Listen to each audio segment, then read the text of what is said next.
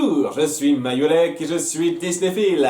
Les gens ne sont pas tous d'accord sur ce qu'a été la meilleure période pour l'animation Disney. D'aucuns diront que l'ère classique des premiers films surclasse tout, d'autres que c'est l'âge d'or des années 90, et certains soutiendront que la période actuelle est supérieure. Mais il y a une période qui, je pense, mettra à peu près tout le monde d'accord pour dire qu'elle est difficilement éligible comme la meilleure, les années 40. Durant 8 ans, les studios ont produit 6 films qui n'en sont pour moi que dans le sens très large du terme. Plutôt que de créer des histoires continues qui suivent les mêmes personnages tout du long, on a eu droit à des excuses plus ou moins bien pensées pour faire des compilations de courts et moyens métrages. Vous connaissez déjà mon avis sur le sujet, et ces films sont loin de représenter ce qui m'attire vraiment chez Disney. Mais comme ils sont officiellement considérés comme des classiques d'animation du studio, j'ai un peu obligation de m'y coller. Et histoire de me ridiculiser d'une traite par mon inculture musicale, on va traiter pour l'instant ceux qui suivent la même veine que Fantasia, en commençant par la boîte à musique.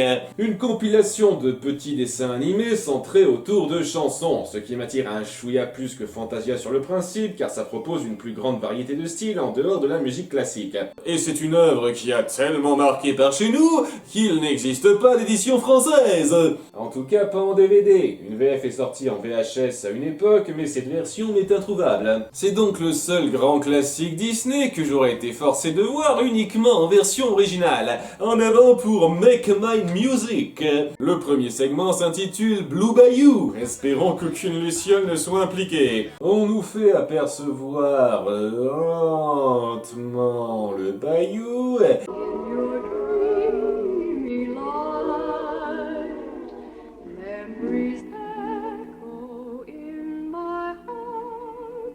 Ouais, c'est joli. Puis une cigogne apparaît et flâne lentement.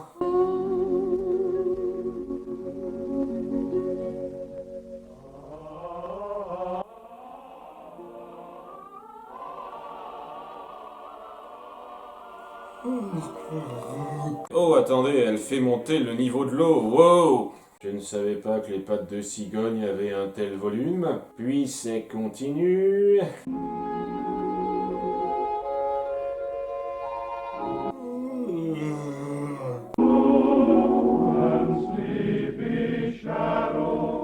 Ah mon Dieu, il y en a une deuxième qui arrive. L'excitation est doublée là. Et pour finir, il vole lentement au loin.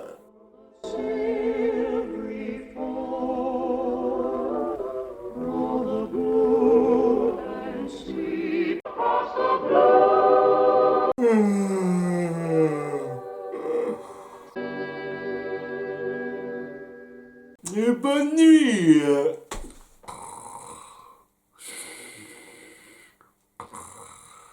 Dans le genre qui va pas très loin, ça se pose là, et dans un même ordre d'idées, on a le segment suivant sur la musique intitulée Un interlude de jazz. Interlude étant le bon mot, hein. Des jeunes vont en boîte, voilà.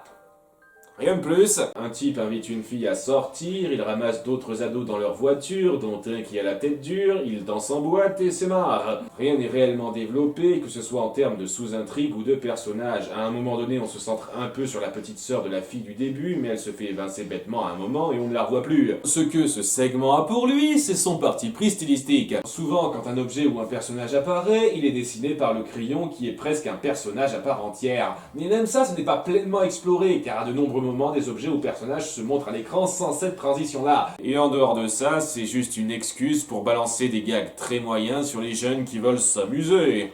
Avec des moments qui font cliché très kitsch. Ah, le pas de danse, je veux faire du ballet avec ta tête. Original. Je peux pas être intéressé par elle si elle a un gros cul. Et comme ils ont pas trop réfléchi à une conclusion, ça se termine sur le jukebox qui explose.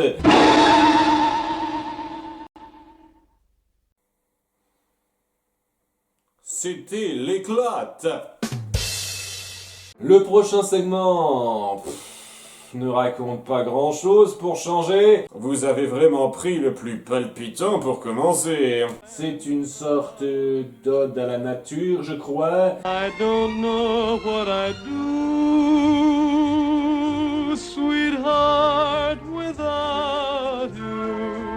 Ou bien quelqu'un a furieusement envie de se taper un arbre. Je ne vous cache pas que je ne suis pas particulièrement pris dans ces zooms et des zooms lents sur une chanson lancinante. On a des jeux de peinture basiques qui amènent des transitions assez pauvres, tout ça pour rien dire de plus que les arbres c'est bien. C'est bien.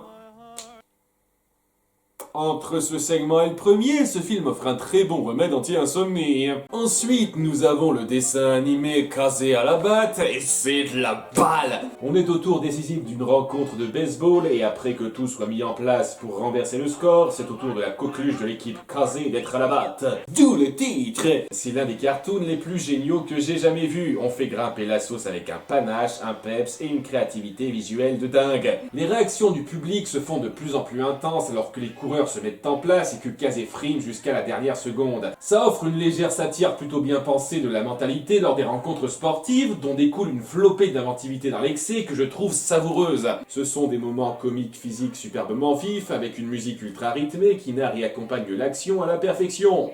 The bat is getting in his head. Now the head is getting in his back.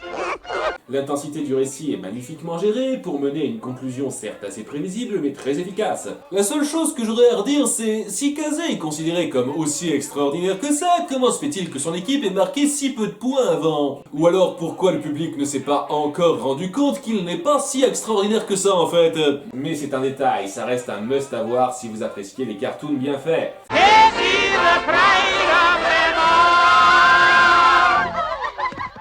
On poursuit avec 2 silhouettes, enfin 4 si on compte celle des Angelots aussi, titre mensonger.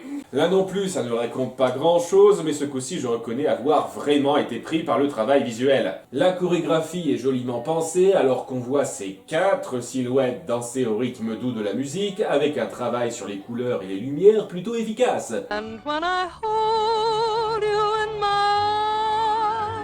Et il faut dire que ça fait beaucoup moins malaisant de voir 2 angelots former un cœur plutôt qu'un seul. Mais ça ne m'empêche pas d'interpréter certaines choses de façon mal tournée ici non plus.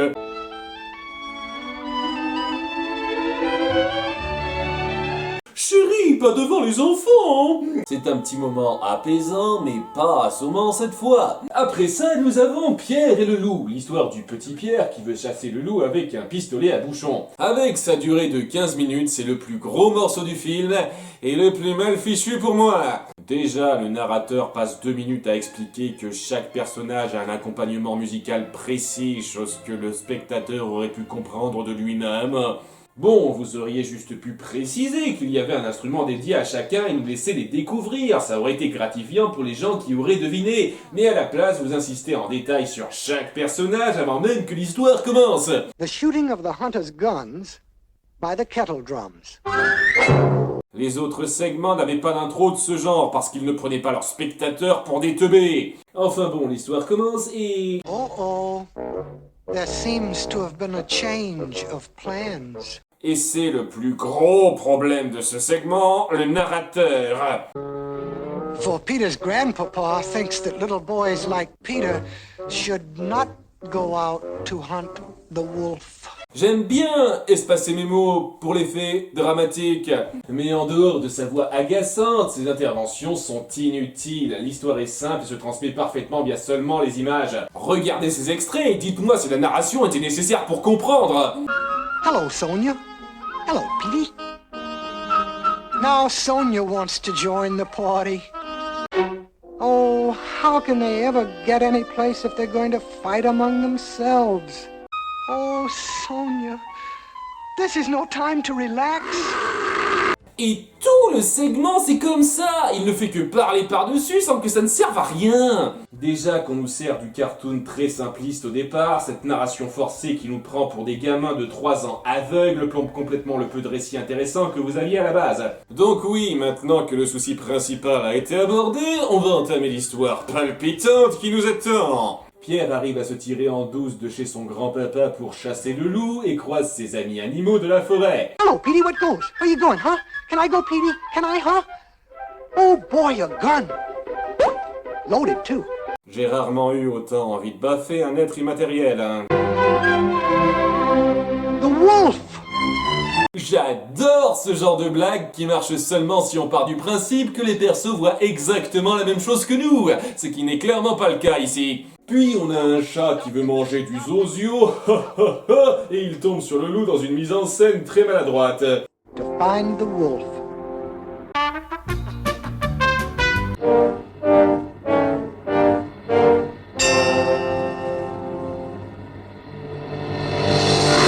C'est que maintenant que tu le vois, t'as un énorme problème de myopie, petit. Et il finit par se rendre compte qu'un tir de bouchon n'est pas des plus efficaces. Look, Peter, why don't you... Look, maybe if you could... Oh, then maybe, Peter... Oh, well... Ferme ta gueule. Après un peu de cartoon basique, le canard y a droit.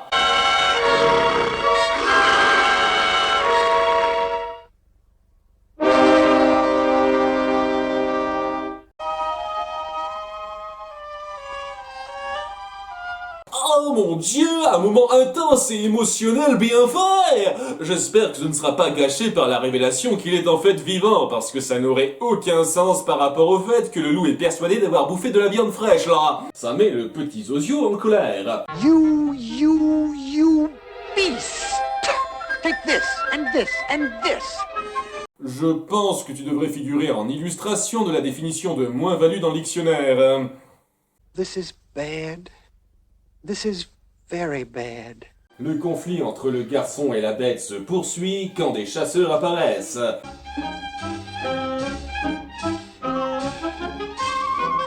Ah oui, vous saviez que c'était un conte russe à la base? Ils font les pitres pendant 1 minute pour rien du tout, puisque Pierre a réussi à capturer le loup hors champ. Vive les personnages indispensables! Oh, happy day! Pas pour tout le monde. Et oh, le canard est en vie, lui aussi! Ouais, merci de foutre en l'air le seul moment d'émotion sincère que vous aviez! Et tant qu'on y est...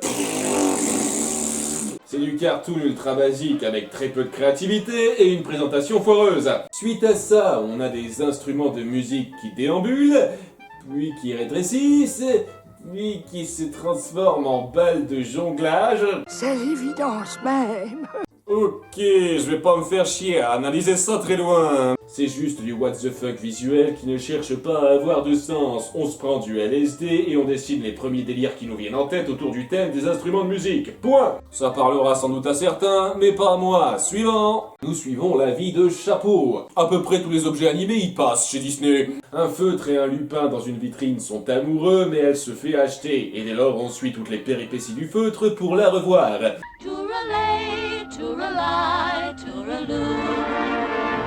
Bizarre que ça n'interpelle personne de voir un chapeau faire ça. Il faut un peu se forcer pour entrer dans le postulat, mais une fois que c'est fait, ça devient un joli petit conte simple sur des amours perdus qui doivent se retrouver, avec des moments intenses plutôt efficaces et un point de vue chapeau centré assez frais. Je trouve néanmoins assez dommage qu'il se soit un peu restreint là-dessus. On aurait pu davantage dessiner le trait humain de certains chapeaux, notamment ce moment où on voit un casque de gendarme personnalisé et où plus tard on ne prend pas la peine d'ajouter quoi que ce soit quand plusieurs autres débarquent. La fin est un peu facile et aurait pu être mieux amenée, mais ça reste une happy end qui vous met du baume au cœur.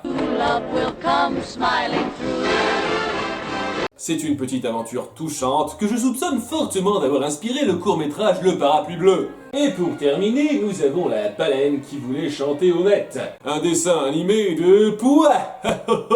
Tout commence par la rumeur d'une baleine qui chanterait de l'opéra. I don't believe it. I don't believe it. I don't believe it. I don't believe it. Si les chats peuvent parler et chanter, quoi est-ce si inconcevable? Donc oui, ça démarre sur un délire d'intro assez inutile selon moi, où on débat sur la possibilité de la chose. Ce qui n'apporte rien, puisqu'on va suivre un impresario d'opéra qui pense que cette baleine a avalé un grand ténor et veut donc partir à sa chasse. Get me a great big schooner and get me a good harpooner. T'as de la chance, vieux, à quelques années près, t'étais dans l'illégalité avec ça. Mais c'est bel et bien la baleine qui sait chanter à 3 octaves différents car elle a 3 luettes. Baritone and bass. Ah, c'est magique. Et un peu dégueu aussi. Et bien qu'il ait eu l'occasion de voir de près que cette performance ne vient pas d'un chanteur piégé à l'intérieur, l'impresario décide quand même de la harponner parce qu'il est complètement bouché. Don't be too harsh on Teddy Tati. Willie's singing was a miracle, and people aren't used to miracles. Message sur la mentalité humaine, un truc comme ça, j'imagine.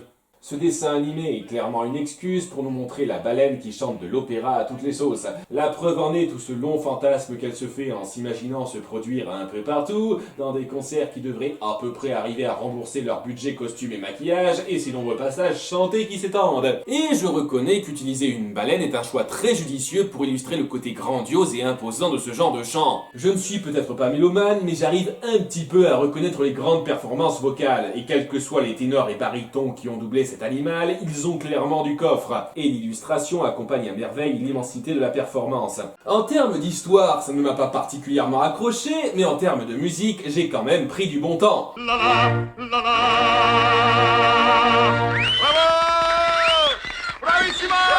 C'était donc la boîte à musique, et au risque de me répéter, c'est très inégal. La qualité des segments varie beaucoup, en suivant des tons très différents qui m'empêchent d'avoir la moindre sensation de cohésion globale. Il n'empêche que je me reverrai très sûrement certains de ces segments avec grand plaisir, en évitant les autres. Il nous reste une dernière compile musicale à traiter avant de revenir au film qu'au moins un quart d'entre vous a déjà vu. À la prochaine, et n'oubliez pas d'être Disneyphile. Legro su, legro giù, porto fortissimo, so come fomene, sono al vecchio dalla città, dalla città, dalla città, dalla città, dalla città.